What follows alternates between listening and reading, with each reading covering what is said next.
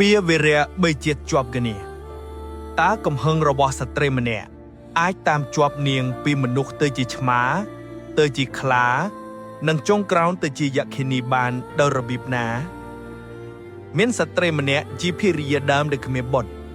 នាងភ័យខ្លាចបាត់បង់អំណាចនិងស្វាមីទើបនាងសម្រេចចិត្តនាំស្រីថ្មីម្នាក់មកឲ្យស្វាមីធ្វើជាប្រពន្ធចុង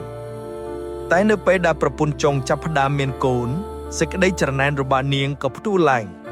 នាងបានប្រោសថ្នាំពីរសម្រាប់កូនក្នុងផ្ទៃប្រពន្ធចុងដល់ទៅ2 ដងនៅលើកទី3មិនត្រឹមតែកូនស្លាប់ប៉ុណ្ណោះទេតែម្ដាយក៏ស្លាប់តាមដែរដោយចងពៀយ៉ាងខ្លាំងចាប់ទី2នោះមកកម្មពៀដ៏សែនសាហាយក៏បានចាប់ផ្ដើមឡើងអ្នកទាំងពីរបានធ្វើកោតវើស្លាប់ពីមនុស្សទៅជាសត្វហើយពីសត្វទៅជាមនុស្សនិងយក្ខិនីដោយម្នាក់តាមសម្លាប់ម្នាក់យ៉ាងសងសឹកអស់3ជាតិជាប់គ្នា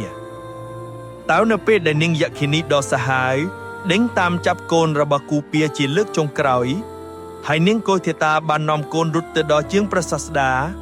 តើព្រះដ៏មានព្រះភិក្ខទ្រង់នឹងប្រើព្រះធម៌អ្វីដើម្បីបំបែកចំណងកម្មពៀដ៏គួរឲ្យរន្ធត់នេះ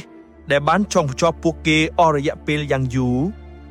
រឿងនេះបានចាប់ផ្ដើមឡើងដោយព្រះសម្មាសម្ពុទ្ធទ្រង់ប្រារព្ធចំពោះស្ត្រីម្នាក់ដែលគ្មានបុត្រហើយថានាងកុលធីតាដែលជាប្រពន្ធដើមក្នុងជាតិដំបូងនិងនាងកាលយក្ខិនីដែលជាប្រពន្ធចុងក្នុងជាតិដំបូងក្នុងជាតិទី1ស្ត្រីជាប្រពន្ធ